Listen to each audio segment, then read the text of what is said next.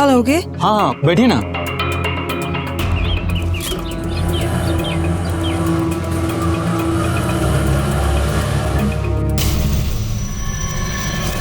सिल्वी,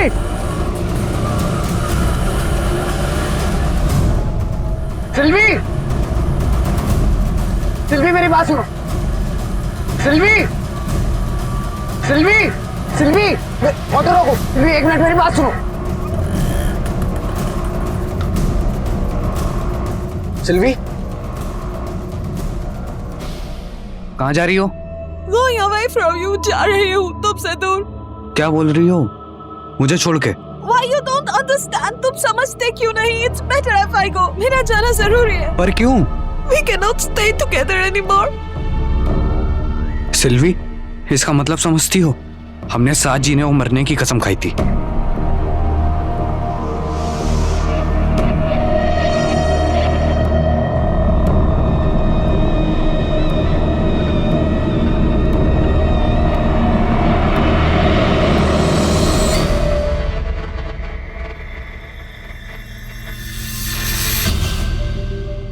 कहते हैं कि विवाह एक ऐसा संबंध है जो ऊपर से बनकर आता है और यहाँ नीचे दुनिया में निभाया जाता है। आज देश में अंतर धर्म अंतर जातीय विवाह हो रहे हैं, लेकिन वहीं पर विदेश से आई हुई एक लड़की का एक साधारण ऑटो रिक्शा ड्राइवर के साथ विवाह कुछ मायनों में नायाब था। यूक्रेन की सिल्वी डी कॉस्ट्रो और मुंबई के महेश पाल की शादी जितनी चौंका देने वाली है, उसके पीछे छिपी कहानी उससे कहीं ज्यादा हैरान और परेशान कर देने वाली है। साहब, कल से हमारा बेटा बहू दोनों गायब हैं। साहब, हमारे बेटे को खोज दीजिए। आपके बेटे और बहू का नाम? महेश नाम है और हमारी बहू का नाम सिल्वी।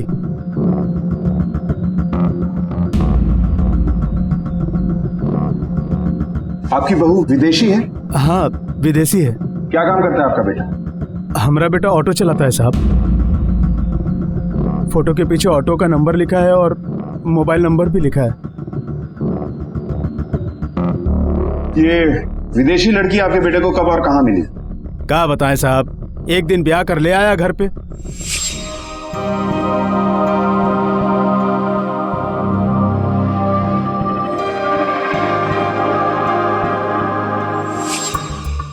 कहाँ से है आपकी बहू? किस मुल्क से? क्या नाम है? उक्रेन से है। साहब, वही उड़ा ले गई है हमारे बेटे को। हमारा बेटा उम्र में उसे छोटा है, न जाने क्या जादू कर दिया है उस पर। खोज दीजिए हमारे बेटे को साहब। घर में और कौन कौन है आप? बहुत छोटा परिवार है साहब, एक ठो बेटा है और एक बेटी है। सर, मेरे माँ बाप भाभी को पसंद नहीं करते हैं। भाभी बुरी नहीं है। अभी मेरी शादी के दिन हम उनकी ब्यूटी पार्लर में ही तैयार होने गए थे, वहीं उनसे हम पहली बार मिले। मधु, बाहर आ जा। ये अच्छी जगह लगती है, यहाँ चलते हैं। Yes sir. सिल्वी जी से मिलना था। 1 सेकेंड। सिल्वी मैम। Yes? चाहिए। Please come. मैं सिल्वी हूँ, I'm the owner. How can I help you? Madam, Mahesh. और ये ना मेरी बहन है मधु। मैडम, आज इसकी शादी होने वाली है और घर में सब लोग आएंगे। इसको एकदम ऐसे सजाइएगा कि घर में सबके सब दिखते रह जाए। Don't worry. Would you like to have a seat? Jay, please. अब बैठिए। मैं बाहर जाता हूँ। Come back after an hour. Please come.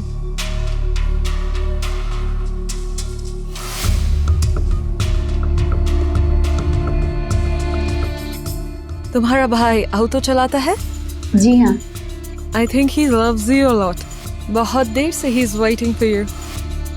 School और कॉलेज में भी ऐसे ही करता था। जब तक मेरा क्लास खत्म ना हो जाए बाहर ही खड़ा रहता था।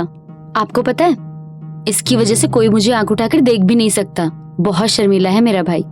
देखिए ना, तभी तो शर्मा के बाहर भाग गया। He is really nice. बहुत अच्छा लड़का है। सर, भाभी को भैया का भोलापन बहुत पसंद आ गया।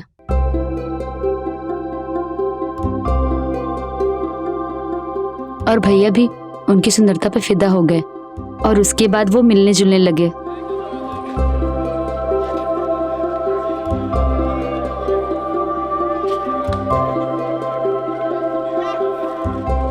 सर, वो दिन उनकी जिंदगी के बहुत अच्छे दिन थे।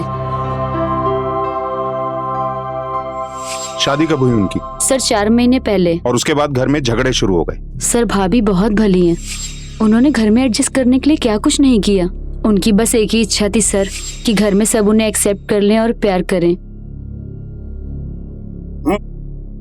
आज का खाना तो बड़ा दमदार और स्वादिष्ट बना। बनेगा क्यों नहीं पापा, आज खाना भाभी ने जो बनाया है। पर वो क्यों नहीं खा रही है? आप भी ना माँ, भाभी कभी भैया कहने से पहले खाना खाती हैं।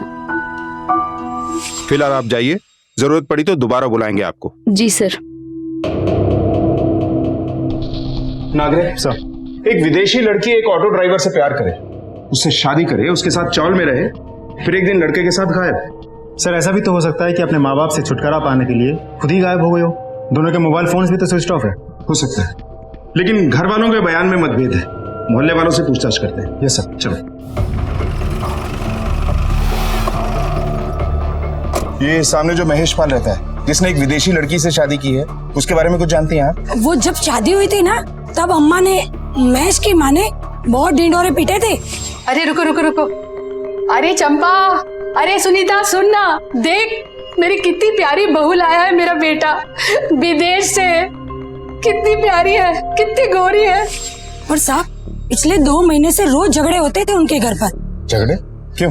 क्या बोलूं साहब, आंटी ने तो जीना हराम करके रख दिया था अपने बेटे और फिरंगी बहू का।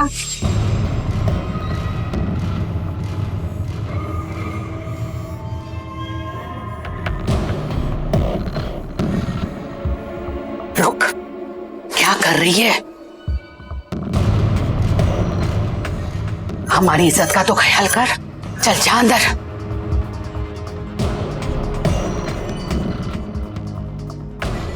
क्या हुआ माँ, तुम फिर से चिल्ला रही हो? धीरे धीरे सीख जाएगी, थोड़ा प्यार से समझा दो। दूसरे देश से आई, उसको हमारे तौर तरीके सीखने में थोड़ा तो टाइम लगेगा ना। तेरा ये प्यार व्यार का ड्रामा है ना, तो अपने पास रख। इस घर में रहना है ना, तो इस घर की मान और मर्यादा का ख्याल रख के रहना पड़ेगा, नहीं तो तुम दोनों ना इस घर से जा सकते हो। मेरे को लगता है दोनों अपनी मर्जी से चले गए। साहब, हम लोग तो बहुत खुश थे कि हमारे घर में फिरंगी बहू आई। ये हमारी पत्नी पूरे चाल में हंगामा कर रही थी कि देखो हमारा बेटा फिरंगी बहू लेकर आया। और साहब एक बात बोलूं, हमें भी शक हुआ था कि हमारे ही बेटे को क्यों पसंद किया उस फिरंगन ने। साहब हम ठहरे मामूली लोग, ये घर भी भाड़े का है। अपना पेट काट काट कर अपने बच्चे को पढ़ाया लिखाया, बीए करवाया, पर कोनो ढंग का काम नहीं मिला, इसलिए महेश ऑटो चलाने लगा। साहब हमारे पास पैसा नहीं है, लेकिन इज्जत है। और वो लड़की भला हो नया का, जिसने हमारी आंखें खोल दी। साहब महेश, इसके लिए छोड़ा था ना मुझे। क्या है ये? देख, खुद अपनी आंखों से देख, अपनी औकात बता रहा था, अब देख इसकी औकात। अरे धंधे वाली है ये, धंधे वाली। बहुत गोरी चमड़ी में मर रहा था ना तू, वो तो बिकाऊ है। अब रख अपने धंधे वाली को। हाँ।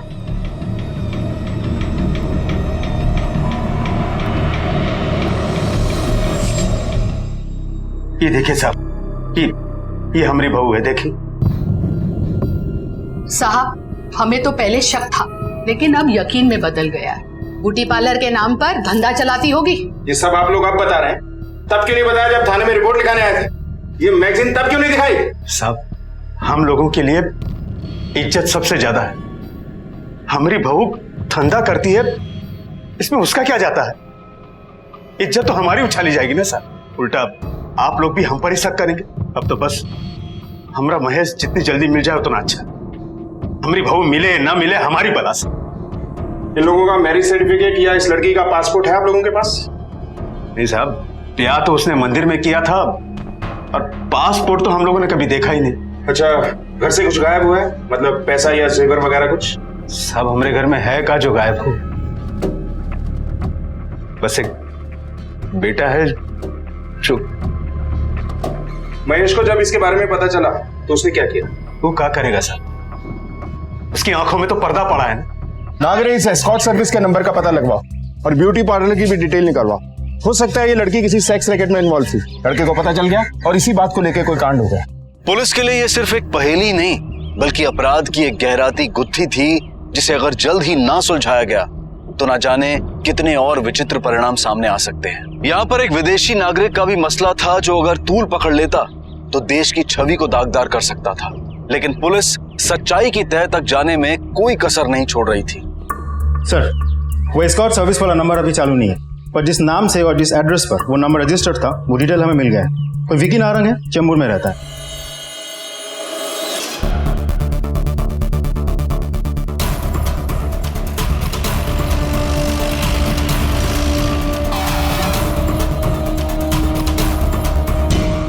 ये नंबर तुम्हारा है?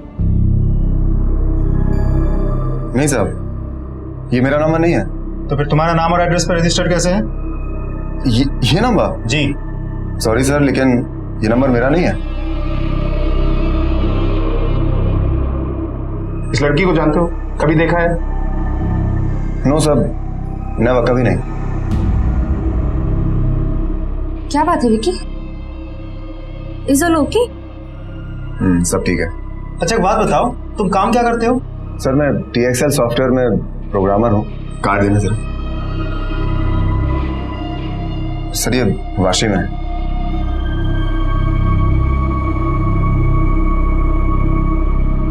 पक्का इस लड़की को तुमने कभी नहीं देखा, नहीं जानते हो इसे? एब्सोल्युटली नॉट सर, और ये नंबर भी पता नहीं किसी ने मेरे एड्रेस पे कैसे ले लिया। थैंक्स।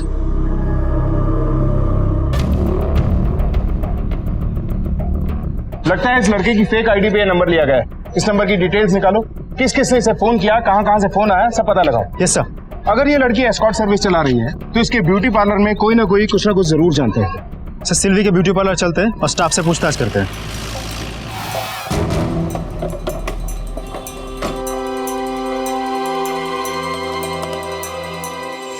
सर सिल्वी मैम बहुत अच्छी लड़की थी। एक बार एक लड़के ने इसको छेड़ा भी था तो मैम ने उसे बहुत डांटा था और हम लोगों के लिए बहुत प्रोटेक्टिव थी sir ma'am. Put you in the schedule and then just put it here, okay? Hello? 1 minute, I'll call you back. Hello madam, थोड़ी मसाज कर दो। चाहिए मुझे तकलीफ हो रही है, मसाज। पुलिस तुम्हारी मसाज करेगी। Leave. हट, go. इज्जत, रिस्पेक्ट और सम्मान, सर सभी चीजों का वो बहुत ख्याल रखती थी। सर आप ही बताइए कि वो धंधे का काम कैसे कर सकती हैं? किसी ने बहुत ही घटिया मजाक किया है। थैंक्स सर, मेरे सबका बैकग्राउंड चेक करवाया, ना ही ये ब्यूटी पार्लर और ना ही इस पार्लर में कोई भी लड़की इस धंधे में शामिल है। सब क्लीन है। नागरे, सिल्वी की फोटो को मीडिया में रिलीज करो। वैसे मुझे लगता है कहीं ऐसा तो नहीं कि महेश की किसी से दुश्मनी थी और ये लड़की उसकी चपेट में आ गई। हालांकि उसके माँ बाप ने तो हमें कुछ नहीं बताया। वो बताएंगे नहीं, हमें पता करना होगा।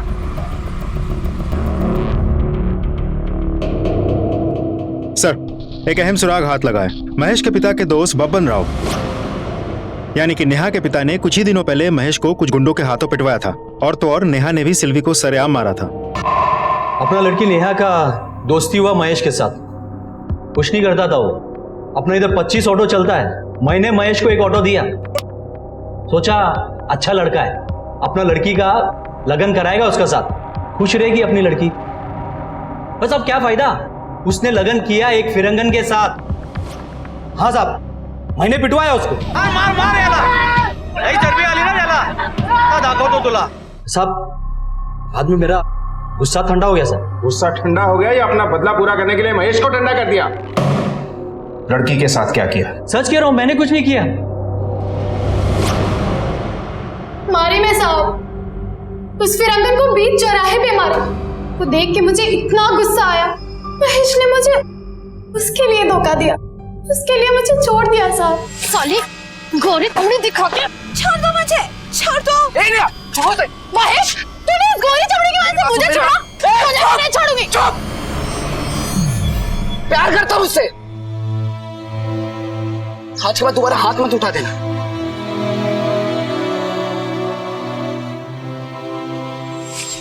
और अब क्या कर सकते हैं साहब, शादी हो गई है उसकी। देखा मैंने, बहुत खुश थे दोनों। जो हो गया सो हो गया। पंगा काय को करने का साहब। अब क्या छुपा रहा है तू? साहब ये मामला तो बहुत पुराना है, तब जब हुआ था तब सेटल हो गया था, ऐसा हमको लगा। अब क्या पता किसके दिमाग में क्या चल रहा है। बबन राव उसके बाद हमको कभी मिला नहीं।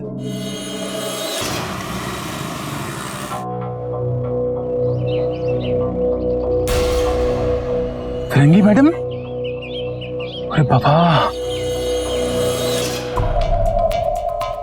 साहेब, मी आता पेपरमध्ये बघितले रे साहेब, वो गोरी शेट्टी मैम है ना, फिरंगी मैम। बैठ बैठ, क्या हुआ? गोरी मैम कहीं देखा था? हाँ हाँ हाँ साहब, 5 दिन पहले वो मेरे रिक्शा में बैठ के गई थी साहब, और मेरे को बोली कि मेरे को बस डिपो जाने का है, और वहां पर उसके पास छोटा सा बैग था बस।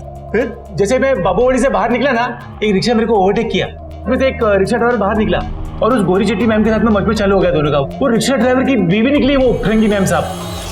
हाँ, बात क्या हुई वो बता। वो फिरंगी मैम रिक्शा वाले के साथ उसके घर जाने को तैयार नहीं थी साहब। फिर परेशान होकर रिक्शा वाले ने अपने बाप को फोन लगाया। बाबूजी, अभी जो हुआ सो हुआ, अब माँ को लेके गोरेगांव वेस्ट साईं बाबा मंदिर रोड पे पहुंच गए। मैं वेट कर रहा हूँ। नहीं, माँ को आना ही होगा। हाँ, मैं और सिल्वी साथ में हैं और आपका इंतजार कर रहे हैं। हाँ ठीक है, ये ले भाई, तू निकल। वो रिक्शा वाला मेरे को रिक्शे का भाड़ा दिया और उस फिरंगी मैम को अपने ऑटो में लेके निकल गया साहब।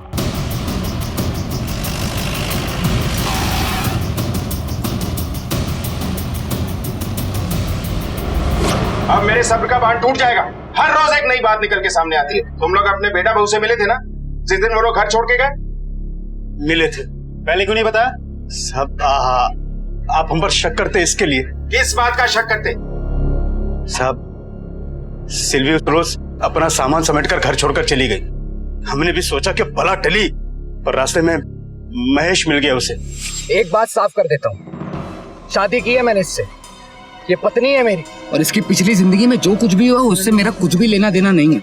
सुन लो, और उन कागज के टुकड़ों को कचरे के डिब्बे में जाकर फेंक दो। और अगर ये हमारे साथ नहीं रह सकती है तो उस घर में मैं भी नहीं रहूंगा। बड़ा असर हो रहा है तुझ पर इसकी गोरी चमड़ी का। हाँ, इस बाजारू लड़की के लिए तू हम दोनों को छोड़ेगा? माँ, बहू है तुम्हारी, सभा संभाल के बात करो। अरे साले, तुम्हारी जबान कितनी चढ़ गई है? बहुत ज्यादा बोल रहा है। अरे आगे बात कर। आपसे बात करें, मुझसे बात करें। Wait. I lost my own parents, but I got them back in you. क्या बता रही है? I know I'm not up to your expectations, but believe me, Mom, Dad, I'm going away to keep you all happy. आपके सिवा मेरा कोई नहीं है, लेकिन मैं आपके लायक नहीं हूँ।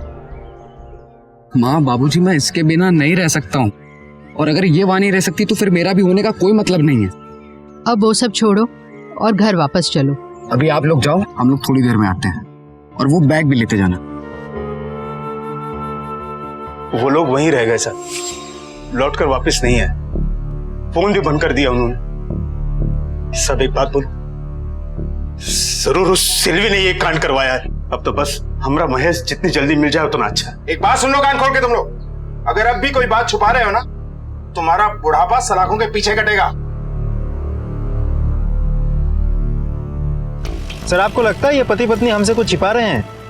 पता नहीं, पर मुझे लगता है कि उस दिन मंदिर वाले रोड पर झगड़े के दौरान ही कोई कांड हुआ होगा। हाथापाई तो हुई थी, और वो अब भी आदत के मुताबिक कुछ छुपा रहा है। हाँ बोल, क्या? कहाँ? नागरे, लगता है सिल्वी मिल गई।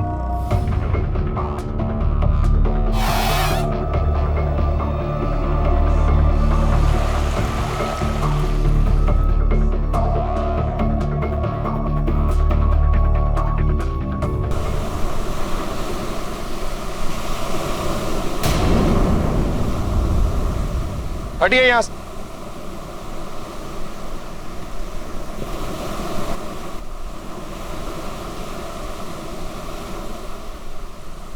एम्बुलेंस बुलाओ और बॉडी को पोस्टमार्टम के लिए भेज दो। Yes sir. सिल्वी मिल गई, यानी उसकी लाश। तुम सब ने मिलकर सिल्वी को मार डाला, और अब तुम्हारा बेटा महेश फरार है। साहब, सब आपको लाश समंदर के किनारे मिली। हम अपने बेटे से मिलने के लिए गोरेगांव के पास साईं मंदिर वाले रोड पर गए। तो साहब, हम अपना बेटे और बहू से मिलकर वापस आ गए थे 8 बजे। आप चाहो तो चाल वालों से पूछ सकते हो। नागरे, सर, वेरीफाई करो। Yes sir.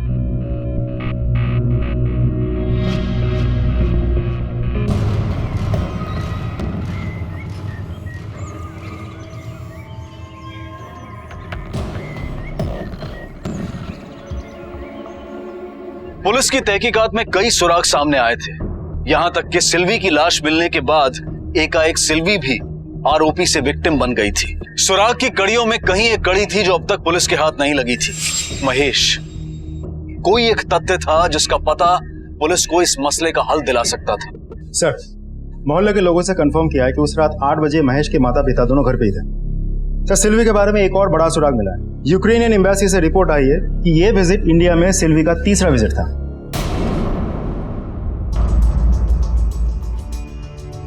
मधु से फोन पे कंफर्म करो। Yes sir.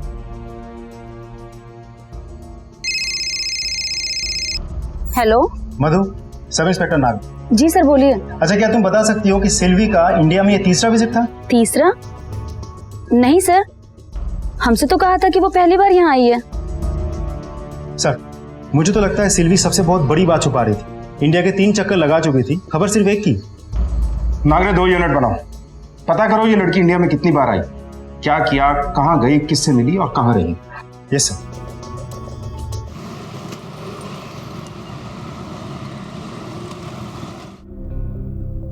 सर, कोई खबर? सर, अपने दूसरे ट्रिप दिसंबर 2014 में सिल्वी ने एक शादी और की थी। उसके बाद उसने परमानेंट रेसिडेंसी के लिए अप्लाई भी कर दिया था। मतलब सिल्वी भारतीय नागरिकता लेना चाहती थी? सर, अभी तो साल भर भी नहीं गुजरा, उसने चेंबूर फैमिली कोर्ट में डाइवोर्स के लिए एप्लीकेशन दायर किया था। मैरिज रजिस्ट्रेशन पेपर और परमानेंट रेसिडेंसी एप्लीकेशन में हस्बैंड का नाम विकी नारंग दिया हुआ है।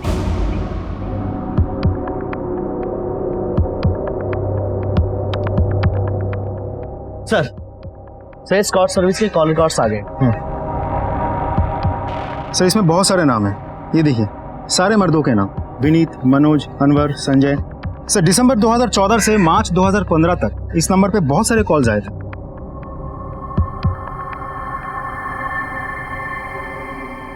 विकी नारंग, ये मोबाइल नंबर और एस्कॉट सर्विस, इनमें क्या कनेक्शन है ये पता लगाना होगा। और इन नामों में से जो सबसे ज्यादा फोन किया करते थे, इन सबको भी उठाओ तुरंत। और विक्की नारंग, इसकी भी प्रोग्रामिंग करनी होगी, आईटी प्रोग्राम है।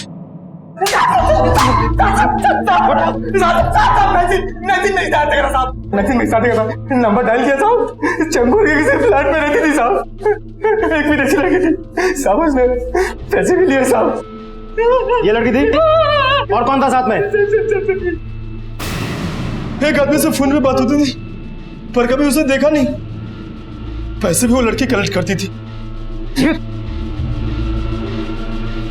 सर, ये लड़की वाकई एस्कॉट सर्विस की आड़ में देह व्यापार कर रही थी और फोन पे बात करने वाला वो मर्द विक्की ही हो सकता।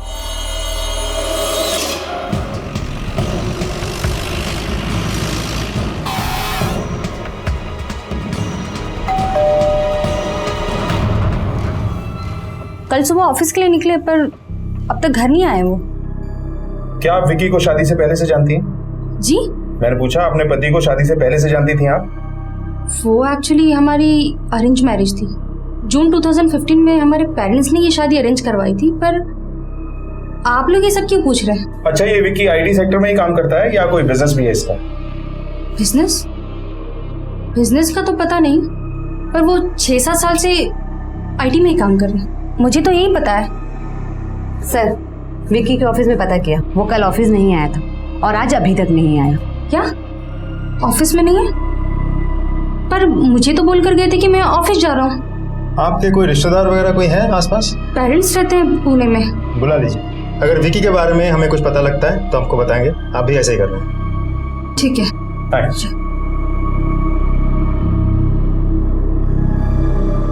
अजीब बात है, अगर ये आईटी सेक्टर में काम करता था तो इस लड़की सिल्वी से कहाँ मिला होगा? इसकी बैकग्राउंड चेक करो, ऑफिस में कलीग्स वगैरह से बात करो। वाइफ को कुछ नहीं मालूम, पर हो सकता है किसी को कुछ पता हो। हर थाने में इसके बारे में अलर्ट जारी करो, इसके घर पे नजर भी रखो। Yes sir.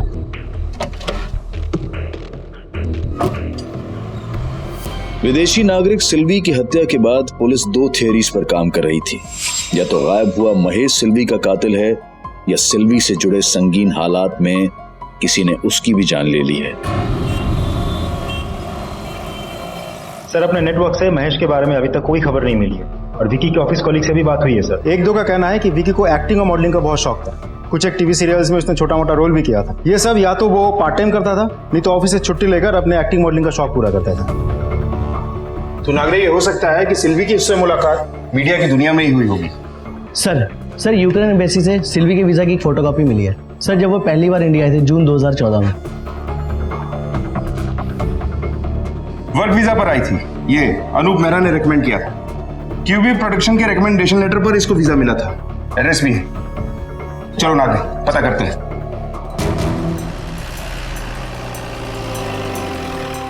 सिल्वी डिकॉस्टो, नाम सुना है?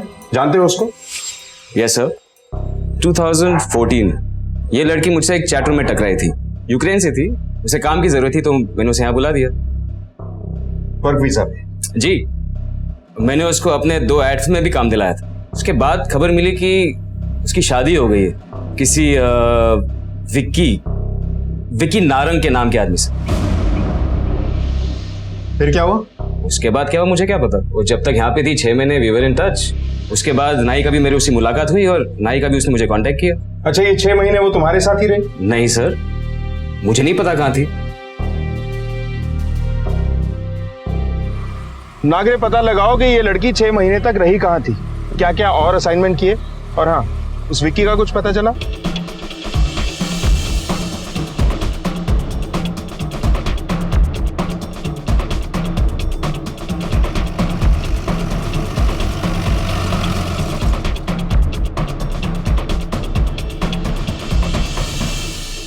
आइए सर, मेरा क्या एसोसिएट। बैठो। बोलिए सर। अनूप मेहरा जी ने उन 6 महीनों में 16 एड फिल्म बनाए, लेकिन सिल्वी को सिर्फ एक ही एड फिल्म में काम दिया। ये सिल्वी रहती कहाँ थी? सर अब रहेगी कहाँ? अनूप मेहरा जी के साथ रहती थी। सर सिल्वी का मुंबई में कोई उनके सिवा था भी नहीं। अनूप मेहरा जी उसकी मदद करते थे, उसे अपने साथ रखते थे और काफी एक्सप्लॉइट भी किया। ये मेहरा पुलिस के साथ होशियारी कर रहा है। चलो क्यों गया तेला? Yes sir. प्यार हो गया था मेरे को उससे सर, साथ में रहने लगे थे, पर फिर विकी मिल गया उसको, चली गई उसके साथ, शादी कर ली। तूने शादी क्यों नहीं की? सर मैं कैसे रोकता उसे सर? तूने उसे जाने दिया, नजर नहीं रखी लड़की पर? नहीं सर, कोई कांटेक्ट नहीं रखा सर। सर ये रहे तीनों के कॉल रिकॉर्ड्स, विकी, सिल्वी और मेहरा के। उन 6 महीनों के बाद भी ये सब लोग एक दूसरे के साथ टच में थे। कॉल्स आई और गई।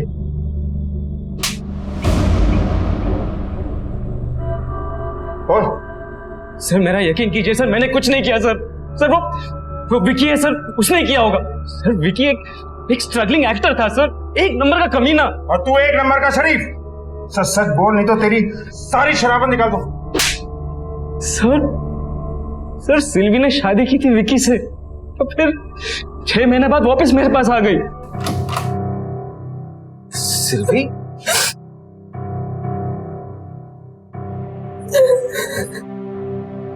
Used me. He put me into prostitution. शादी तो बस बहाना था. Put me in frustrate. I was in escort service.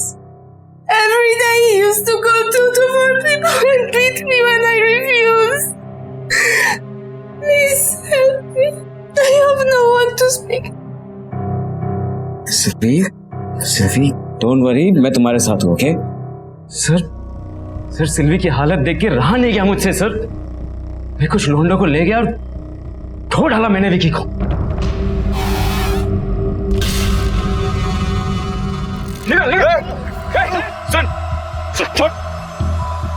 Silvi तेरे को डिवोर्स पेपर्स भेजेगी। हाँ, डिवोर्स पेपर्स साइन कर देना, समझे? नहीं तो यही उस खम्भे से लटका दूंगा तुझे, समझे? चलो।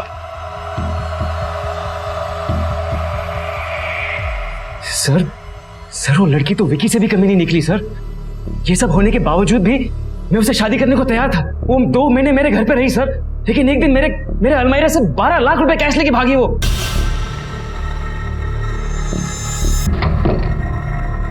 कब की बात है ये? सर 21 जून 2015। उस दिन से परेशान हूं सर। ये दिन मैं कभी नहीं भूल सकता हूँ। सर हो सकता है महेश को सिल्वी की देह व्यापार की सच्चाई पता चल गया हो और उसने सिल्वी को मार दिया हो। महेश से शादी भी इसने 8 महीने बाद की, जनवरी 2016। और ये मेरा बोल रहा था कि सिल्वी उसके पैसे लेके भागी। कहीं ये ब्यूटी पार्लर भी सिल्वी ने उसके पैसे से तो नहीं बनाया?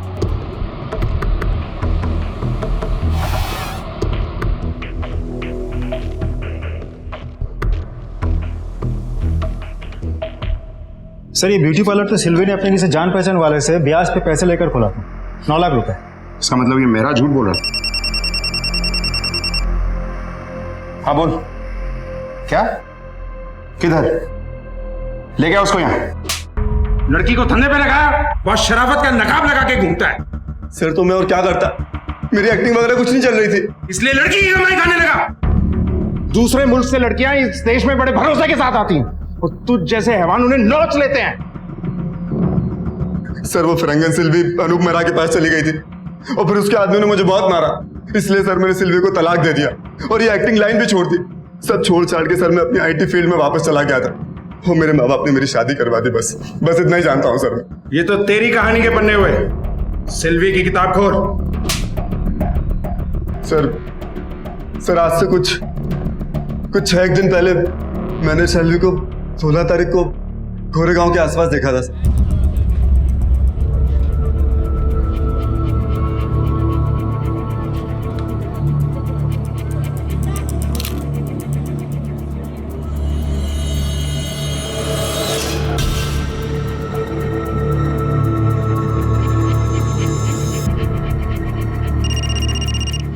हेलो, क्यों मेरा फोटो देखी? मेरा बहुत तलाक कराने चला था ना, तेरी वाली फिरंगन ना ही तेरी रही और ना मेरी। सर उसके बाद क्या हुआ मुझे नहीं मालूम। दूर क्षितिज तक फैला समंदर कितना हसीन लगता है, शांत, गंभीर, सौम्य। लेकिन अगर नजदीक से देखा जाए तो उफनती लहरें नजर आती हैं। सिल्वी का जीवन भी कुछ ऐसा ही था। एक खूबसूरत, हसीन, सौम्य चेहरे के पीछे कितना कुछ तूफानी गुजरा था। मेहरा के कारण वो इस देश में आई, विक्की ने शादी का झांसा दिया और फिर वो वहां से भाग निकली। इस अनोखी कहानी में सिल्वी कभी आरोपी तो कभी पीड़ित के लिबास में नजर आई, पर इतना तो तय था कि उसके साथ न्याय नहीं हुआ था। कौन था वो जिसने उसके साथ अन्याय किया और मौत की सजा भी मुकर्रर कर दी? विक्की मिल गया है और उसने अपना जुर्म भी कबूल कर लिया है। सर मैंने पहले ही कहा था सर। एक बार फिर से बोल, सच सच बोल और आखिरी बार बोल। जल्दी बोल, नहीं तो तेरी हड्डियों से कबूल करवाऊंगा। बोल। सर विकी के ताने सुन के मैं आग बगल हो गया था सर। सिल्वी का नशा होता नहीं था सर, मुझे सिल्वी चाहिए थी। मैंने उसका एड्रेस पता करवाया, फिर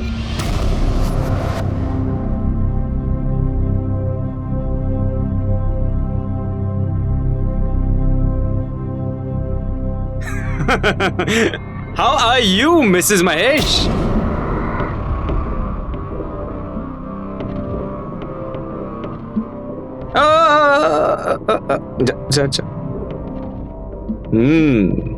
शादी की 3rd इनिंग्स मुबारक। तो अरे कैसा लग रहा है इस बार ऑटो वाले से शादी करके? तुम्हारी औकात भी वही है। You used me for your lust. Vicky was worse. He not only used me but sold me too. But Mahesh, he respects up. Despite knowing all the facts about me, he does. तुमसे लाख बेहतर है वो, auto वाला। He's a real man. तो फिर एक काम करते हैं, महेश के पेरेंट्स को और इस सारे मोहल्ले वाले तुम्हारा पूरा पास्ट, सारा का सारा कच्चा चिट्टा खोल के बता देते हैं। अरे सुनो तो सही, तुम जानती नहीं हो इन इंडियंस को इज्जत के लिए मरते हैं। वो है ना तुम्हारा रियल मैन, सर उठा के जी नहीं पाएगा बेचारा, वो यही कहीं रहता है ना। दूर रहो तुम मेरी लाइफ से। ज्यादा स्मार्ट बनने की कोशिश मत कर, समझी? तू ना सुन, मुझे खुश रख और मैं तेरे खुशियों का इंतजाम सब कर दूंगा।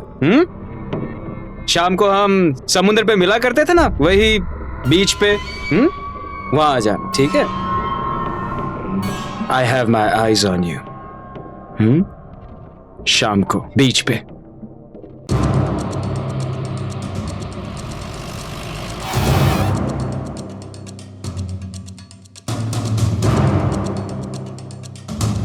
हट जाइए यहाँ से, हटिए प्लीज, एक सेकंड देखने दीजिए, हटिए।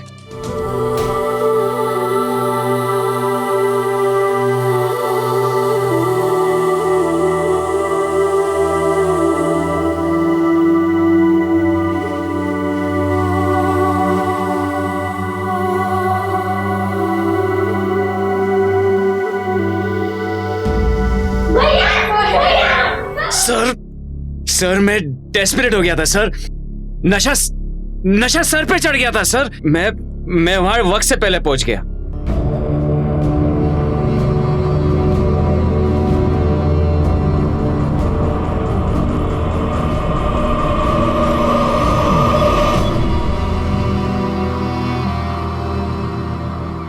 सिल्वी के साथ महेश भी आया हुआ था। My past is haunting me. Anoop मेरा वो आदमी है जिसने मुझे एक्सप्लॉइट किया है। आज वो है, कल कोई और होगा। Now he's blackmailing me. He wants me to join him again. I can't go back to my country. But one good news. मैं माँ बनने वाली हूँ।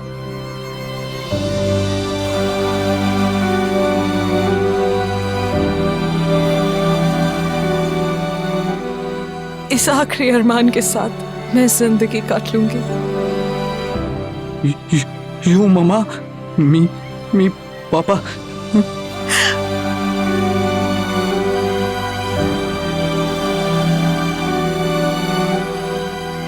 हर हाल में तुम्हारा साथ निभाने की कसम खाई है मैंने, और मैं हूं ना तुम्हारे साथ।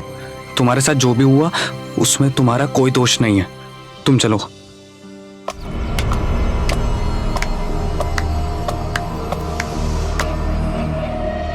कंग्रेचुलेशंस, प्रेग्नेंट हाँ? मैं भी तुम्हारे साथ हूं।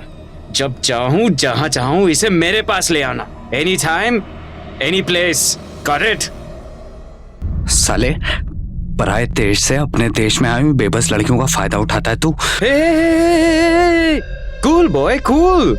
एक फिरंगी के लिए हम आपस में लड़ रहे हैं यार। मिल बांट के खाते हैं ना। You some me some, good friends bro. चल हट। Come on baby, come on baby। Sylvie को जाने दे, उसका तुझसे कुछ भी लेना देना नहीं। क्यों बे साले, तू भी उसकी दलाली खाना चाहता है क्या?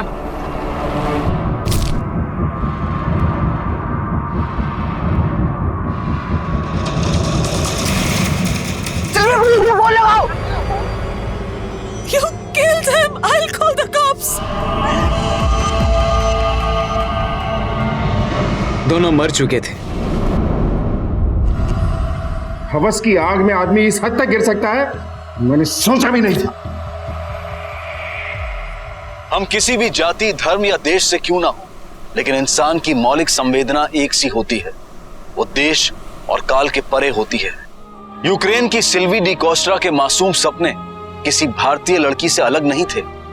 वो कुछ बनना चाहती थी, अपनी गरीबी, अपनी बदहाली से ऊपर उठना चाहती थी। पर अफसोस के उसके सपनों पर कुछ प्रेत आ बसे। खुदगर्जी, वासना और वहशियत के प्रेत। पहले मेहरा और फिर विक्की ने सिल्वी के सपनों और उसकी अस्मिता को कुचल कर रख दिया।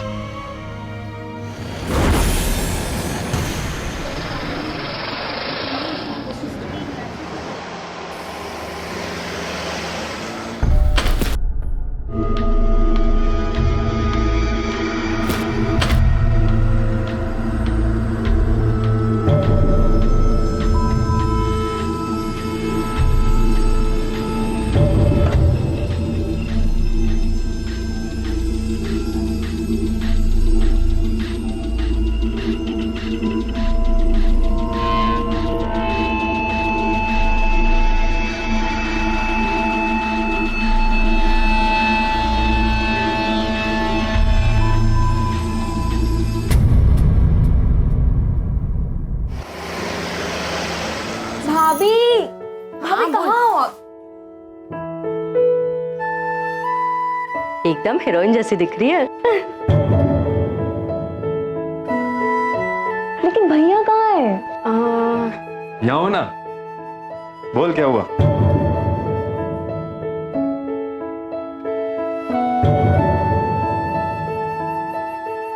हाँ हाँ, भानु भी तो है ना, है? वो अपने सगे बड़े भाई की बात कर रही है, धर्म की। इस रस्म के लिए उसकी जरूरत है। लेकिन चाची जी मैं भी तो चचेरा भाई है तू, और कोई गलत फहमी है तो बता, वो भी दूर कर दूं मैं। अरे यार तू टेंशन क्यों लेता है, मैं हूं ना। कितना पैसा हुआ आप? 120 रुपया।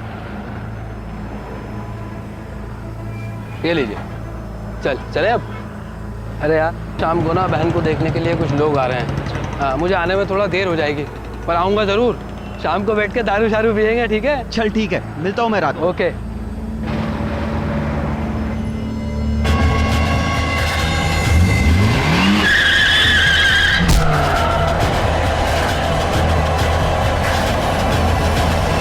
तुम दोनों यहाँ लवबर्ड्स की तरह क्या खुसुर फुसुर कर रहे हो जाएगी तुम दोनों की भी शादी। जाके बहन की शादी ना अभी काम करो, चलो जाओ। और तू यहाँ खड़ा खड़ा मुंह देखता रहेगा क्या? धर्म को फोन करके बुला, जल्दी जल्दी कर।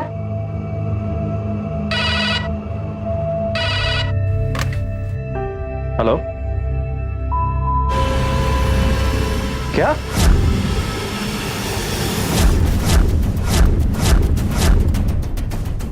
ठाकुर सर, आसपास लोगों से पूछताछ करो, किसने एक्सीडेंट होते हुए देखा, और इसके घर वालों को इन्फॉर्म कर दिया। ये सर, इसका नाम धर्म है, इसके साथ में इसका दोस्त भी था, उसने एक्सीडेंट होते हुए देखा, तो घर वालों को ऑलरेडी इन्फॉर्म कर दिया है। ठीक है, फॉरेंसिक वाले और फोटोग्राफर को भी बुलाओ। जी सर। सर हम रोज दोपहर को साथ में दुकान से आते थे, फिर उसी पान वाले की दुकान पर हम लोग कुछ खाया पिया करते थे, फिर वो अपने घर चला जाया करता था, मैं अपने घर चला जाया करता था। सर आज भी धर्म ने मुझसे बातें की, और जैसे ही वो रोड क्रॉस करने लगा, मिलता हूँ मैं रात को। ओके।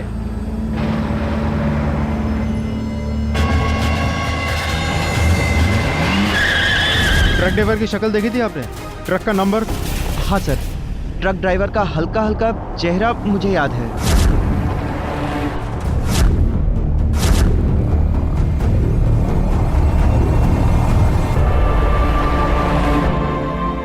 कोई टाल सकता नहीं है पुत्र, जो होना है वो तो।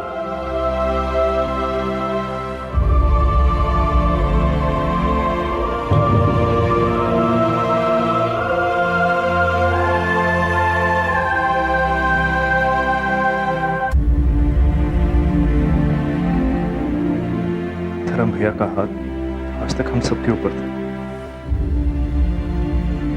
यकीन ही नहीं होता वो हमें इस तरह छोड़कर चले गए। लेकिन तू घबरा मत, था तेरा ये बड़ा भाई हमेशा तेरे साथ है, ठीक है? हरमन अब बच्चा नहीं रहा, वो खुद को भी संभाल सकता है और अपने परिवार को भी। तू खुद को संभाल जाके।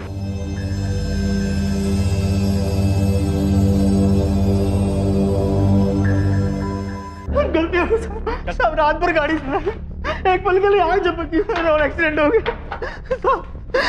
पब्लिक के डर से नहीं रुका था, उन्होंने लोग मुझे वहीं मार डालते। आंखों में इतनी नींद थी तो कहीं किसी धावे पे सुस्ता लेता, तेरी लापरवाही की वजह से एक आदमी की जान चली गई। Sir, return on case. Driver ने खुद कबूल किया है कि एक्सीडेंट उसकी वजह से हुआ है। ठीक है, चार्जशीट बना के मजिस्ट्रेट के सामने पेश कर दो। हिट एंड रन, एक ड्राइवर की ट्रक चलाते समय आंख लग गई और एक परिवार ने अपना बड़ा बेटा खो दिया। घर का आधार स्तंभ चला गया। क्या गुजर रही होगी उसकी मां पर, उसकी पत्नी पर।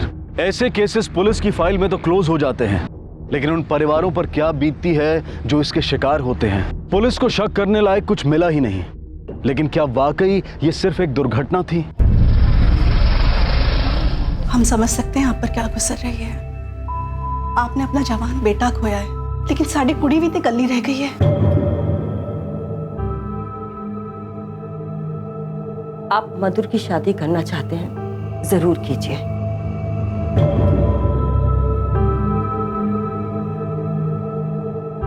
हम नहीं, आप लोग जो भी सोच रहे हैं सही सोच रहे हैं, हमें सच में कोई एतराज नहीं। मैं शादी करने के लिए तैयार हूं।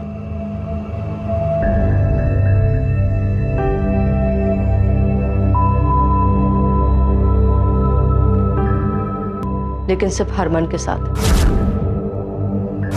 क्या?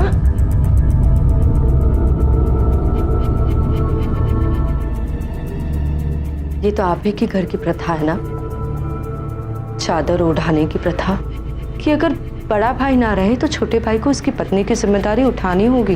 बकवास बंद कर। क्या नाप शनाप बके जा रही है? लेकिन मम्मी जी मैं तो सिर्फ अपना हक मांग रही हूँ। पर ये गलत बात है पुत्र। गलत? आज आपको सही और गलत के बीच का फर्क नजर आ रहा है? आप तब कहाँ थी जब हरमन खुद बेझिझक धर्म जी के सामने हमारे कमरे में मेरे साथ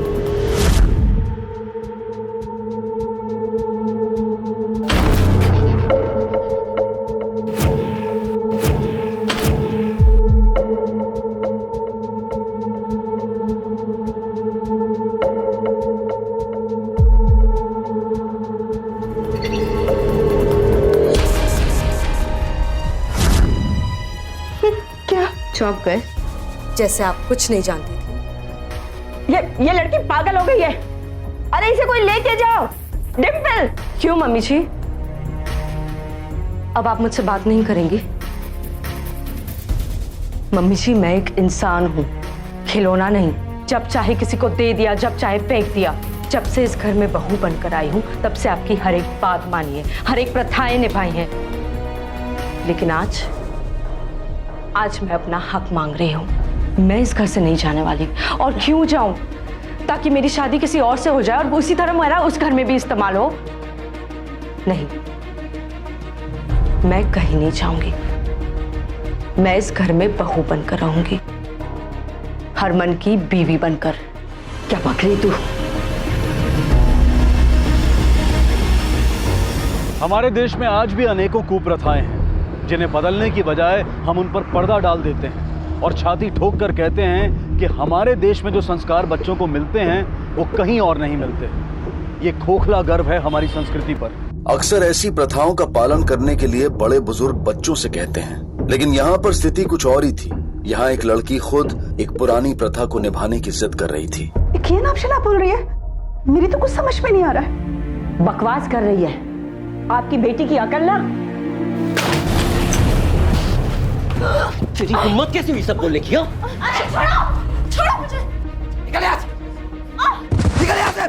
मेरे घर मेरे खानदान पर कीचड़ छालेगी। निकल यहाँ से। नहीं जाऊंगी। कीचड़ तो तुमने उछाला है इस घर पर और पूरे खानदान पर। उस दिन और उसके बाद हर वो दिन जब तुमने मेरे साथ जबरदस्ती की। और जब मैं अपना हक मांग रही हूं तो हाय तौबा। तेरी हिम्मत कैसे बोलने की? वो ठंड रख यार। कर क्या रहा है?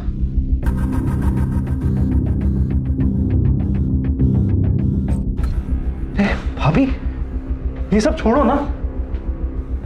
आपको इस घर में शादी करनी है ना? मैं तैयार हूं शादी करने के लिए।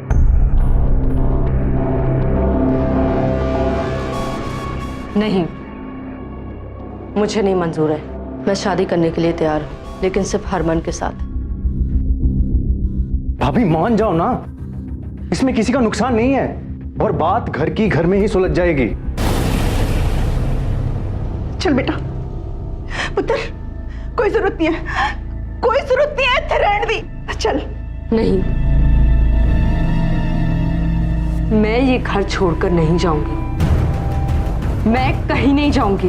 भारती, इसका दिमाग खराब हो गया है। छोड़ दो इसे यहाँ पर। इसे जो जी भी चाहे उसका करने दो। चलो यहाँ से। चलो।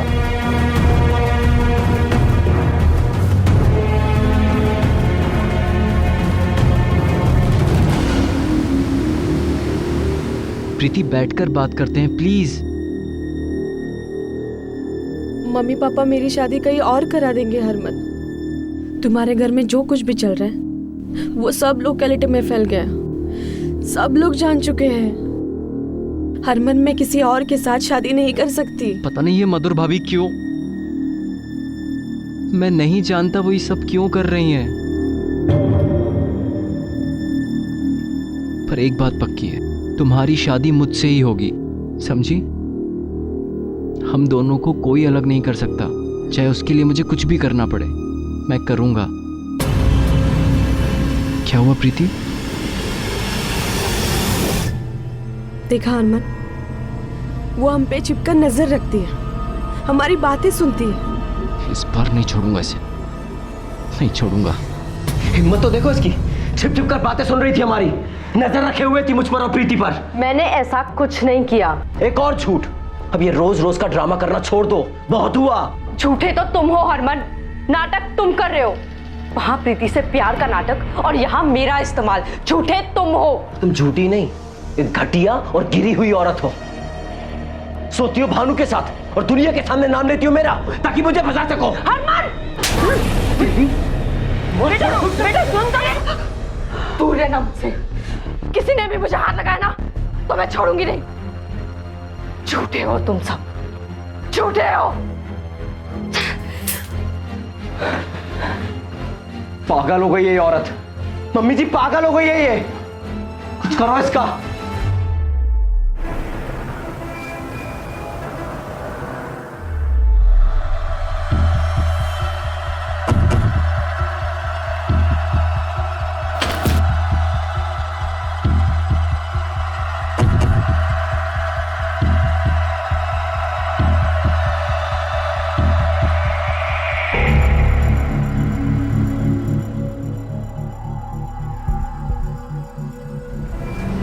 सर, कोई मुझे मारने की कोशिश कर रहा है। मुझ पर हमला किया है।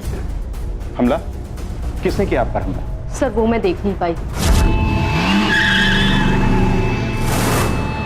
और सर ये पहली बार नहीं हुआ है। और आप अब आ रही हैं हमारे पास कंप्लेंट करने के लिए? आपको पहले आना चाहिए था। ठाकुर सर, इनसे डिटेल्स लो और जहां जहां इन पे हमला हुआ है वहां पूछताछ करो। शायद किसी ने कुछ देखा। Yes sir. और इनके परिवार से भी बात करनी होगी।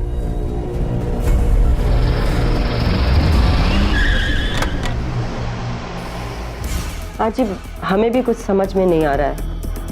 हमें भी नहीं पता वाकई में कि क्या हुआ है। देखिए ये पहली बार नहीं, इससे पहले भी इन पर 2 बार जानलेवा हमला हो चुका है। हाँ ये कह रही है ऐसा, लेकिन कितना सच है? अच्छा, आप में से कोई भी इनके साथ पुलिस स्टेशन में रिपोर्ट लिखाने क्यों नहीं आया? अरे क्यों आए सर, हमारा दिमाग ठिकाने पर है, इसकी तरह नहीं। सर ये औरत मनगढ़ंत कहानियां बनाती है और ये हमले वाली बात भी या तो इसका वहम है या फिर झूठ। और आपको ऐसा क्यों लगता है कि इन पर वाकई में हमला नहीं हुआ है? ये मतलब आप इतने कॉन्फिडेंस से कैसे कह सकते हैं कि ये झूठ बोल रही हैं? ठीक है, अभी तो मैं यहां आकर सवाल कर रहा हूं। अगर मेरे सवालों का सही जवाब नहीं मिला तो आप में से एक एक को पुलिस स्टेशन में आके जवाब देने होंगे। इंस्पेक्टर साहब ये पहले भी बहुत झूठ बोल चुकी है। दरअसल एक पुरानी घिसी पिटी प्रथा के नाम पर वो हरमन से शादी करने की जिद कर रही थी। मैं शादी करने के लिए तैयार हूँ, लेकिन सिर्फ हरमन के साथ। क्या? ये तो आप ही के घर की प्रथा है ना कि अगर बड़ा भाई ना रहे तो छोटे भाई को उसकी पत्नी की जिम्मेदारी उठानी होगी। आपने कुछ देखा था? सर मैंने ना देखा ना सुना, और यदि इस इलाके में कुछ होता है तो सब तुरंत भीड़ जमा हो जाती है। नहीं सर, हमें कुछ नहीं पता। अच्छे से याद कीजिए। पति की मौत से बाद से वो घर से बाहर निकलती कहाँ है, और सर है भी वो बड़ी अजीब सी। ठीक है, ऐसा कैसे हो सकता है कि किसी ने आप पे अटैक किया और आपने कुछ देखा ही नहीं? सब रास्ता सुनसान था, आसपास कोई नहीं था। चलिए मान लेते हैं, फिर भी मदद के लिए अब चिल्लाई तो होंगी। सर मैंने चिल्लाने की कोशिश की थी, लेकिन मैं इतनी डर गई थी कि गले से आवाज ही नहीं निकली और मैं सीधा घर की तरफ भाग गई। मम्मी जी किसी ने मुझे टेम्पो से मारने की कोशिश की। फिर से नया नाटक क्यों कर रही हो ये सब? वैसे भी तुझे मारकर किसी को क्या मिलेगा मधुर? जब से धर्म गया है ना, तब से रोज नया बखेड़ा इस घर में। थोड़ा मुश्किल है ना यकीन करना। चलिए मान लेते हैं किसी ने आप पे हमला किया और आपने कुछ नहीं देखा, लेकिन किसी ने भी कुछ नहीं देखा, ना आपको देखा ना उस हमलावर को देखा। वैसे ये है कौन जो आपकी जान लेना चाहता है और क्यों? ये चादर उड़ाने की जिद आप ही की थी ना? और कोई रास्ता भी तो नहीं है मेरे पास। लेकिन सर मैं सच कह रही हूँ, मैं बहुत डर गई थी। आपको किस पर शक है? सर मुझे मेरे देवर हरमन पर शक है और भानु पर भी। पहले तो शादी के लिए हाथ मांगा। आपको इस घर में शादी करनी है ना? मैं तैयार हूं शादी करने के लिए। मुझे नहीं मंजूर है। भाभी मान जाओ ना, इसमें किसी का नुकसान नहीं है और बात घर की घर में ही सुलझ जाएगी। और फिर कल रात वो रूम में ही घुस गया।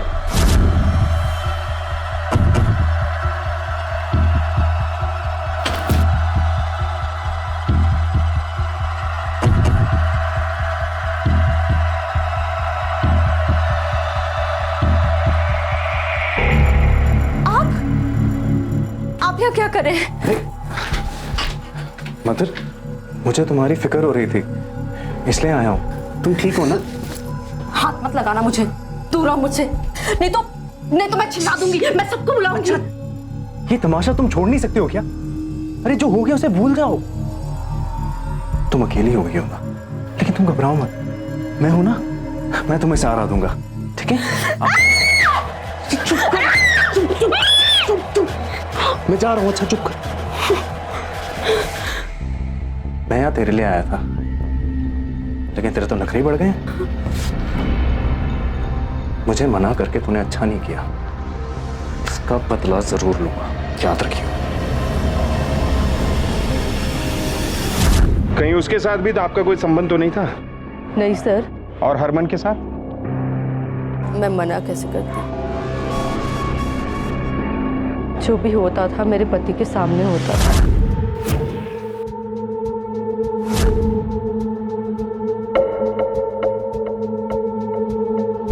फिर भी आपने कभी किसी के खिलाफ रेप की एफआईआर दर्ज नहीं की। आपके मुताबिक हरमन आपकी पति की मर्जी से आपसे संबंध बना रहा था, लेकिन आपने उसके खिलाफ भी शिकायत दर्ज नहीं की। कैसे करती साहब? घर में सब जानते थे। पति के मरने के बाद तो कर सकती थी। चादर उसी से ओढ़नी है, तो शिकायत कैसे करती? देखिए, अगर आपको ऐसा लगता है कि आपको आपके ससुराल के सदस्यों से ही अपनी जान का खतरा है, तो आपको यहाँ नहीं रहना चाहिए, क्योंकि पुलिस घर के अंदर प्रोटेक्शन नहीं दे सकती। नहीं सर, ये लोग यही चाहते हैं, लेकिन मैं कहीं नहीं जाऊंगी। मैं अपना हक लेकर रहूंगी। फिलहाल आप अंदर जाइए। मधुर पर भरोसा करें तो उसे ऐसा लगता है कि उसके ससुराल में कोई ऐसा है जिससे उसे अपनी जान को खतरा है। सर, बड़ी अजीब बात है। मधुर के मुताबिक उसके ससुराल में उस पर अत्याचार हुआ है, लेकिन फिर भी वो ये घर छोड़ के जाना नहीं चाहती। सर, जिस इंसान ने उस पर अत्याचार किया, जबरदस्ती की, उसी से चादर ओढ़ने की जिद पर अड़ी हुई है। हो सकता है कि मधुर झूठ बोल रही है, लेकिन फिर भी हमें इसके ससुराल के हर एक आदमी से एक बार फिर से पूछताछ करनी होगी और साथ ही मधुर पर नजर भी रखनी होगी। देखिए, घबराने की कोई बात नहीं है। प्रेगनेंसी के 2 महीने हो चुके हैं। मैं कुछ दवाइयाँ लिख देती हूँ, आप ले लीजिए।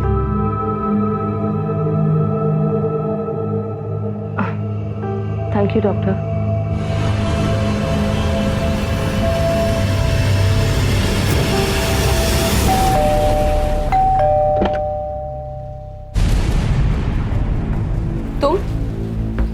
तुम यहाँ क्या कर रही हो? तुम्हारी हिम्मत कैसे हुई यहाँ आने की? प्रीति, मैं तुम्हें बताने आई हूँ कि मैं प्रेग्नेंट हूँ और होने वाला बच्चा हरमन का भी हो सकता है, इसलिए प्लीज हरमन से अपना रिश्ता तोड़ दो। तुम झूठ बोल रही हो और सबसे पहले तुम ये अपना ड्रामा बंद करो, ताकि मैं और हरमन चैन से जी सके।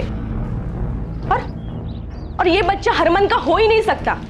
हरमन ने मुझे सब कुछ बताया कि किस तरह तुम उसके ऊपर नजर रखती थी। अरे कितनी घटिया औरत हो तुम। भाभी और देवर के रिश्ते को इतना नीचे गिरा दिया। अच्छी पट्टी पढ़ाई है उसने तुम्हें, लेकिन मुझे ये समझ नहीं आ रहा कि तुम उस पर यकीन कैसे कर सकती हो।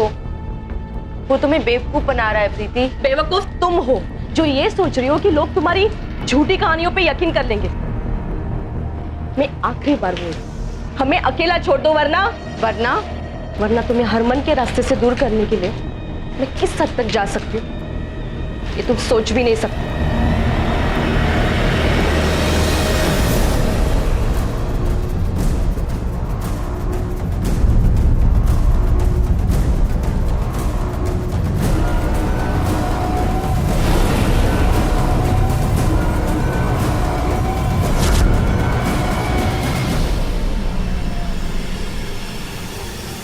ये जमानत पे छूटा है।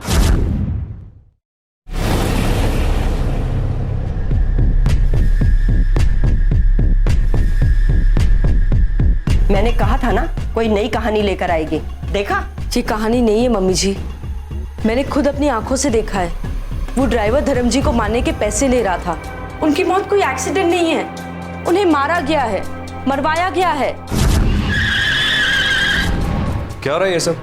क्या हुआ? इस औरत का नया नाटक कह रही है धर्म भैया का एक्सीडेंट नहीं, मर्डर हुआ था। क्या? फिर तो तुमने पैसे देने वाले को भी देखा होगा ना, कौन था वो? देखो सीधी तरह मेरे पैसे दे दो। अगर तुमने पैसे नहीं देना तो मैं पुलिस को जाकर ये बता दूंगा कि तुमने धर्म को मरवाया था।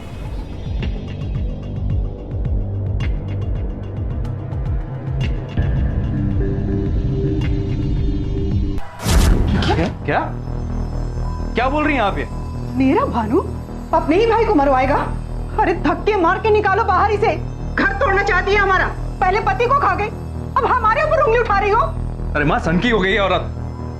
आप लोग मेरा यकीन मानिए, मैंने खुद इसे उस ड्राइवर को पैसे देते हुए देखा है। मैं सच बोल रही हूँ। पर सच क्या था और कौन सच बोल रहा था? मधुर, भानु या फिर हरमन? सच की कई परतें खुलनी थी। फोन रिकॉर्ड्स ने एक्सीडेंट की पूरी कहानी खोल दी। तो देर किस बात की? आज ही कुंडली खोल देते हैं इस परिवार की। जी सर।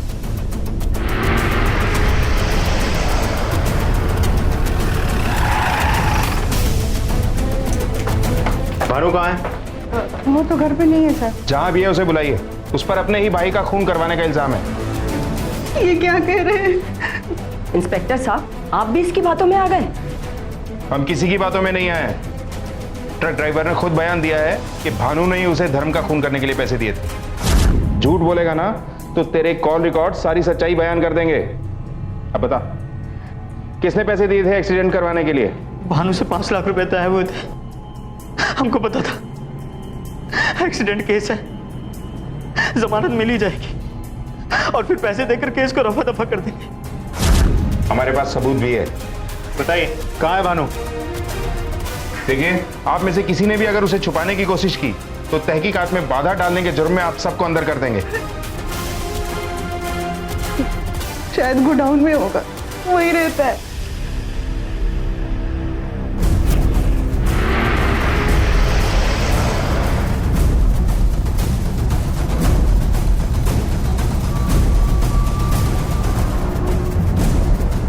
खून, अच्छी तरह से तलाशी लो सारी जगह की। उधर देखो।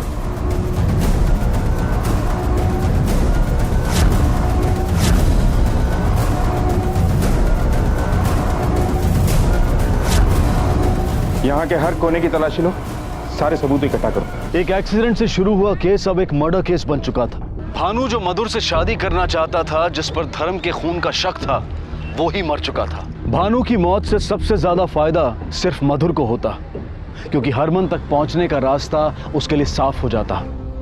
मौत इवनिंग में 5 से 7 के बीच हुई है। कैंची से वार किया गया है। कुर्सी पर ब्लड स्पॉट्स थे, मतलब किसी ने वार तब किया जब वो कुर्सी पर बैठा था, मगर लाश हमें कुर्सी पर नहीं मिली, थोड़ी दूर मिली। मतलब कोई उसे घसीट के वहां तक ले गया, या ये खुद किसी तरह से वहां तक पहुंचा और ढेर हो गया। हत्या कैंची से हुई, जो किसी भी घर में आसानी से मिल जाती है। हो ना हो, ये हत्या इस परिवार से ही जुड़ी हुई है। धर्म को, अपने बड़े भाई को तो पूछता था मेरा बेटा, उसे मारने की तो सोच भी नहीं सकता, फिर भी मधुर ने इल्जाम लगाया। अब तक तो आपको ये पता चल ही गया होगा कि भानु की मौत से सबसे ज्यादा फायदा किसको होने वाला था। हम आपके मुंह से सुनना चाहते हैं। सर, मधुर और कौन हो सकता है, क्योंकि वही थी जो उस वक्त घर से बाहर थी। मेरी तो अपनी जान को खतरा है, मैं क्या किसी और को। और वैसे भी मैंने फैसला कर लिया था कि मैं शादी करूंगी तो हरमन से। फिर भानु जो भी चाहे, वो मेरी मर्जी के बिना मुझसे शादी नहीं कर सकता था। धर्म को भानु नहीं मरवाया था, इसमें कोई शक नहीं है। क्यों? क्योंकि उस ड्राइवर ने कहा। अरे मधुर ने ही उस ड्राइवर से झूठ बुलवाया होगा भानु को फंसाने के लिए। उसे रास्ते से हटाने के लिए मुझे उसे मारने की जरूरत नहीं थी। लेकिन तुम बदला भी तो ले सकती हो, अपने पति की मौत का बदला। अगर अब बात चली है तो मैं आपको एक बात बता दूं, भानु की नजर मेरी जायदाद पर थी, इसीलिए मुझे गुस्सा आता था। क्योंकि मेरा भानु अपना फर्ज समझकर उससे शादी करनी चाहिए, लेकिन मेरे बेटे की यही शराफत उसकी मौत बन गई। काश भानु मेरे हाथ से ही मरता। उस दिन कहाँ थी आप 5 से 7 के बीच? सर, मैं अपनी मंगेतर प्रीति के साथ था, आप चाहे तो उसे पूछ सकते हैं। मेरी तबीयत खराब थी, मुझे चक्कर आते थे, इसीलिए अपने कमरे में ही रहती थी। सब ने मेरा बहुत ख्याल रखा, सिवाय एक की। कौन? मधुर, वही नहीं थी घर पर। मेरी तबीयत खराब थी, इसलिए मैं डॉक्टर के पास गई थी। तो समझ में नहीं आ रहा झूठ कौन बोल रहा है, मधुर या उसके ससुराल वाले? मधुर के पास मोटिव तो है, लेकिन वो उस टाइम घर पर नहीं थी उस दौरान हमारे कांस्टेबल ने उसे डॉक्टर की क्लिनिक से निकलते हुए देखा था। उसने किसी से मदद ली होगी? लगता नहीं। सर, ये मधुर कहीं एक्टिंग तो नहीं कर रही है? बेचारी का, एक बेचारी औरत इतनी जिद्दी हो सकती है? हो भी सकता है। उस प्रीति से बात हुई? जी सर, प्रीति ने कहा कि हरमन उसके साथ ही था। शायद दोनों मिले हुए हैं, दोनों ही झूठ बोल रहे होंगे। शक तो सिमर और डिंपल पर भी जाता है। दोनों के पास वजह थी। माँ को बेटे से बहुत प्यार था, हो सकता है वो उसकी मौत का बदला लेना चाहती हो। और दूसरी तरफ डिंपल को भी अपने भाई से बेहद लगाव था। आखिर पुलिस को मधुर पर विश्वास होने लगा, लेकिन अब भी इस बात का कोई ठोस सबूत नहीं था कि भानु की मौत में उसका हाथ ही ना हो। प्रीतो रिलैक्स, प्रीतो मेरी बात तो सुन। देखो हरमन, जब तक ये मधुर हमारे रास्ते से हट नहीं जाती ना, तब तक कुछ सही नहीं होगा। तो ठीक है ना, उसे रास्ते से ही हटा दूंगा वंस एंड फॉर ऑल, तब तो सब ठीक हो जाएगा ना। प्रीतो मैं तुझे बाद में फोन करता हूँ। क्या करेगा तू? कैसे रास्ते से हटाएगा मधुर को? मार देगा, खून करेगा तू? हाँ करूंगा, जरूरत पड़ी तो करूंगा। जीना हराम कर दिया उसने मेरा। अरे उसे मार कर तुझे क्या मिलेगा? जेल चला जाएगा। सारी की सारी जिंदगी सामने पड़ी है, पूरी बर्बाद हो जाएगी। देख पुत्र, बड़े बेटे को मैं खो चुकी हूं, दूसरे को खोना नहीं चाहती। और मैं प्रीतो को नहीं खोना चाहता। आप समझ क्यों नहीं रही हो माँ? 2 टके की मधुर को मारूंगा तो कम से कम प्रीतो के साथ जी तो पाऊंगा। अब मैं नहीं रुकने वाला। अरे पुत्र, पुत्र, पुत्र, पुत्र, मेरी बात तो सुन पुत्र।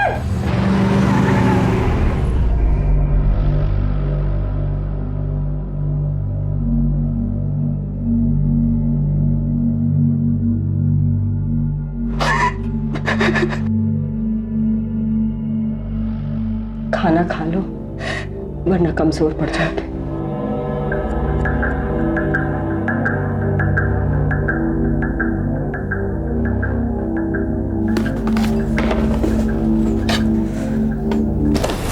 पास भी मत आना।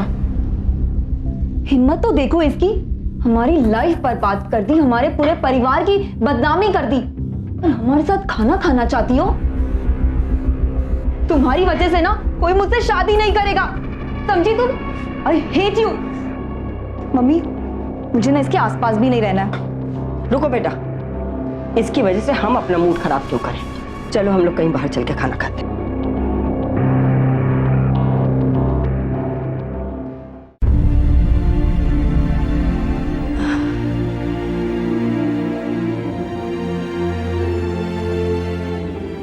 कितनी बुरी हूं ना मैं। खुद कुछ नहीं खाया, कोई फर्क नहीं पड़ता, पर तुझे भी कुछ नहीं खिलाया।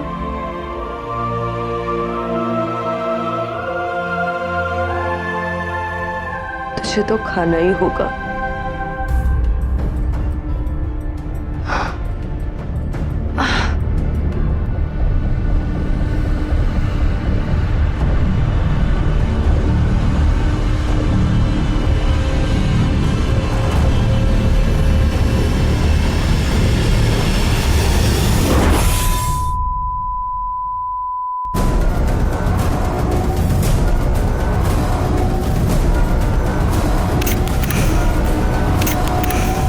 सर, फायर डिपार्टमेंट से बात हो गई है। उन्होंने कंफर्म किया कि गैस सिलेंडर एक्सप्लोजन है। शाम तक ऑफिशियल रिपोर्ट आ जाएगी। मधुर सच बोल रही थी। उसके परिवार में ही कोई था जो उसकी जान लेना चाहता था। पोस्टमार्टम रिपोर्ट के मुताबिक वो प्रेग्नेंट थी और उसने 4-5 नींद की गोलियां खाई। अगर वो नींद की गोलियां खाकर ही जान देना चाहती थी तो ज्यादा गोलियां लेती, गैस क्यों ऑन रखती? कोई नींद की गोलियां खाकर ब्लास्ट का इंतजाम क्यों करेगा? यह मौत भी कोई एक्सीडेंट नहीं है। मधुर घर छोड़ना नहीं चाहती थी और हम उसे घर में पुलिस प्रोटेक्शन नहीं दे सकते। ये बात हमने उसे समझाई भी थी, लेकिन उसने नहीं सुनी। घर के ही किसी ने उसकी मौत का इंतजाम किया। मधुर प्रेग्नेंट थी। ठाकुर, इसके बच्चे का डीएनए टेस्ट करवाओ, आखिर पता तो चले कि ये बच्चा किसका था, उसके पति का, उसके देवर का, या उसके पति के चचेरे भाई भानु का। डीएनए टेस्ट से अब मधुर की सच्चाई पता चलेगी। मैंने तुमसे कहा था ना, मधुर को यहाँ से लेकर चलते हैं। ले जाते तो अच्छा था। आपकी बेटी ना कोई दूध की धुली हुई नहीं थी, बाजारू औरतों से भी ज्यादा गिरी हुई थी। पहले उसने भानु को अपने जाल में फंसाया, उससे संबंध बनाए और उसके बाद उसका खून कर। उसके बाद हरमन को फंसाने की कोशिश की, और जब ऐसा नहीं हुआ तो अपनी जान ले ली उसने। कम से कम जीते जी नहीं तो मर के खानदान का सत्यानाश कर। अपनी बकवास बंद कर, मैं छोड़ूंगी नहीं तुझे। खबरदार, जो हाथ लगाया तो देखा माँ बाप को सच्चाई कितनी कड़वी लगी। 1 मिनट, क्या हो रहा है ये सब? बंद कीजिए और चलिए हमारे साथ थाने। ले चलो इसे। अरे ये क्या जबरदस्ती है? जबरदस्ती अभी तक शुरू नहीं हुई है, अगर जरूरत पड़ी तो वो भी करेंगे। चलो आप भी चलिए। अरे लेकिन मैंने क्या किया? मैं तो इस फैमिली का हिस्सा भी नहीं हूँ। हमें सब पता है, आपको भी चलना होगा। चलिए आप लोग, लेकर आओ। तो ना तुम अपने भाभी के साथ सोते थे, ना तुम्हारा कोई गलत रिश्ता था। सर वो औरत झूठ बोल रही थी। उसकी कोख में जो बच्चा था उसका डीएनए तेरे डीएनए से मैच करता है।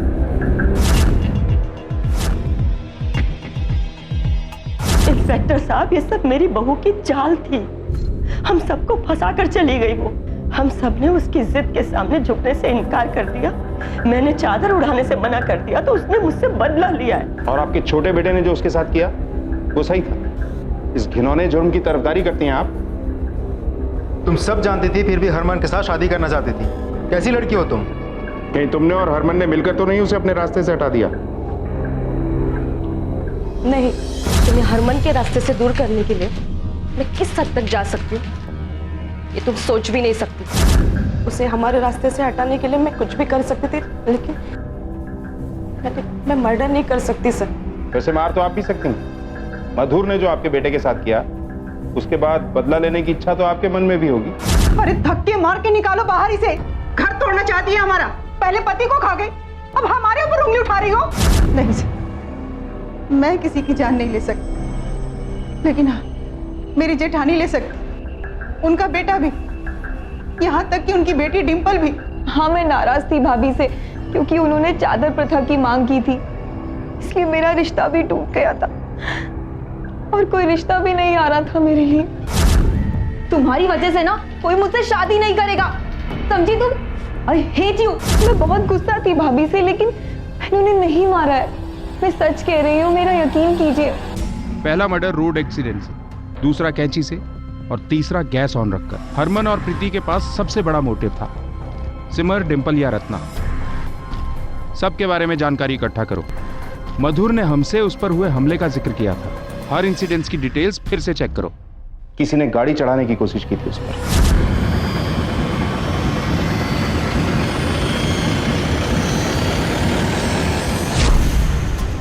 सर, सिर्फ इतनी जानकारी मिली है कि एक छोटा सा टेम्पो था, नंबर था DL04। इससे ज्यादा तो कुछ पता नहीं चला। एक और बात सर, ये दूसरी बार किसी ने उसके गला दबाने की कोशिश की। सर, ये हमला कोई पुरुष ही कर सकता है। हो सकता है ये हमला उस भानु ने किया हो, या फिर इन तीनों औरतों ने किसी आदमी की मदद ली हो। प्रीति और हरमन, पता करो हमले के वक्त ये लोग कहां थे। कोई तो ऐसी कड़ी है जो हमारे हाथ नहीं लगी।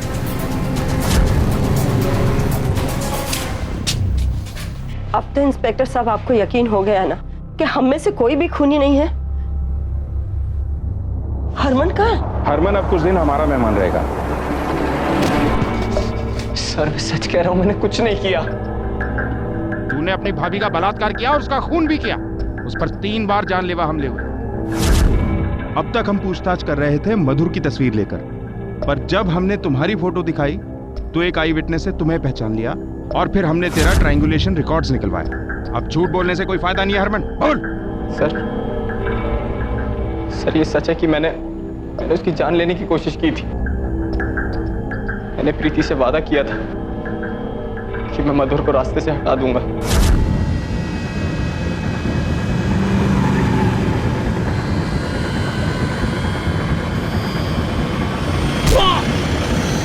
पर वो हर बार बच गई। एक रात पहले भी मैंने उसको मारने की प्लानिंग की थी। कैसे रास्ते से हटाएगा मधुर को? मार देगा, खून करेगा तो हाँ करूंगा, जरूरत पड़ी तो करूंगा। देख पुत्र, बड़े बेटे को मैं खो चुकी हूँ, दूसरे को खोना नहीं चाहती। और मैं प्रीतो को नहीं खोना चाहता। आप समझ क्यों नहीं रही हो माँ? 2 टके की मधुर को मारूंगा तो कम से कम प्रीतो के साथ जी तो पाऊंगा। और मैं सच कह रहा हूँ सर, मैंने उसको नहीं मारा। मेरी बात पे यकीन कीजिए सर। सर, मुझे लगता है हरमन झूठ बोल रहा होगा। उसी ने गैस ऑन करके छोड़ दिया होगा। नहीं ठाकुर, जिस तरह के हमलों का जिक्र हरमन ने किया है इस तरह के हमले एक आदमी ही कर सकता है। कैंची से किसी का खून कर देना या फिर गैस ऑन करके किसी की हत्या करना, ये तरीके उसके नहीं लगते। एक बार को मैं ये मान सकता हूं कि वो मधुर की हत्या कर दे, लेकिन भानु को मार के उसको क्या मिलता? भानु से तो उसको फायदा ही था। भानु मधुर से शादी करके उसका रास्ता क्लियर कर देता। ठाकुर, मुझे लगता है कि किसी एक ने ही भानु और मधुर दोनों की हत्या की। सर, कोई ऐसा जो दोनों से नफरत करता था? नहीं, हत्या की वजह हमेशा बेइंतहा नफरत नहीं होती, बेइंतहा प्यार भी हो सकता है।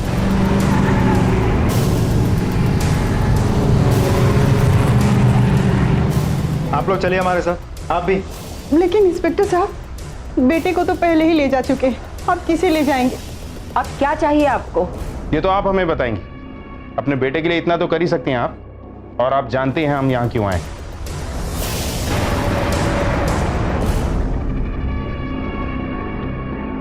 मार डाला? दोनों को मैंने मार डाला। उसने मेरे बेटों की जिंदगी नरक बना दी। और भानु? भानु की नजर मेरी जायदाद पर थी। तू घबरा मत, था तेरा ये बड़ा भाई हमेशा तेरे साथ। हरमन अब बच्चा नहीं रहा, वो खुद को भी संभाल सकता है और अपने परिवार को भी। और उस जायदाद के लिए उसने मेरे बेटे को मारा, तो ये सजा तो उसको मिलनी ही थी। उस दिन जब गुस्से से भानु घर से निकला था तो मैं भी उसके पीछे पीछे गोडाउन गई थी। और फिर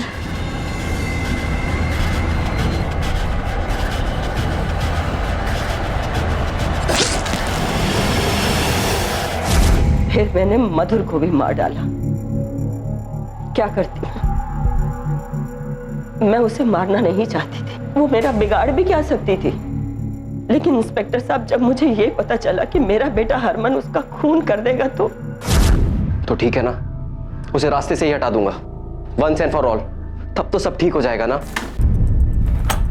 प्रीतु, मैं तुझे बाद में फोन करता हूँ। क्या करेगा तू? 2 टके की मधुर को मारूंगा तो कम से कम प्रीतु के साथ जी तो पाऊंगा।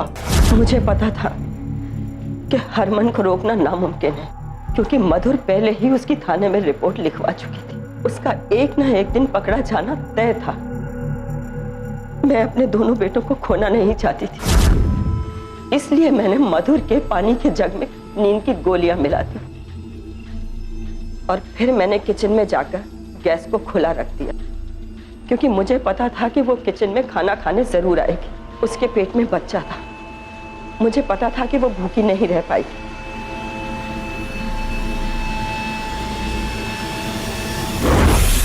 बहुत प्यार करती हूँ मैं अपने बेटों से और उनके लिए कुछ भी कर सकती हूँ। आपने 3 खून किए।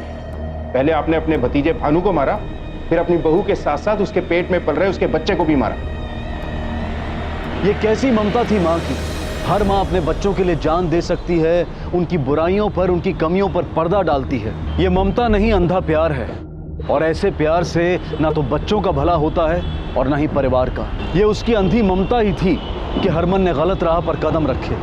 लेकिन क्या हासिल हुआ ऐसी ममता से, ऐसे प्यार से? आज दोनों माँ और बेटे पुलिस की हिरासत में हैं। हर मसला कानून बनाने से हल नहीं होता है। जरूरत है कि हम आईने के सामने खड़े होकर अपने प्रतिबिंब को देखें, उसकी आलोचना करें, बदलें अपने आप को। शुरुआत हमेशा व्यक्ति से होती है। मैं बदलूंगा तो दुनिया बदलेगी। अब मैं अनूप सोनी आपसे विदा लेता हूं। फिर मुलाकात होगी अगले एपिसोड में जुर्म की एक और कहानी के साथ। तब तक अपना और अपने परिवार का ख्याल रखें और देखते रहें क्राइम पेट्रोल डायल 100। सबक एक को, सीख हम सबको। जय हिंद। क्राइम पेट्रोल्स के और भी दिलचस्प कहानी देखने के लिए हमारे चैनल को सब्सक्राइब करें और बेल आइकॉन दबाना न भूलें।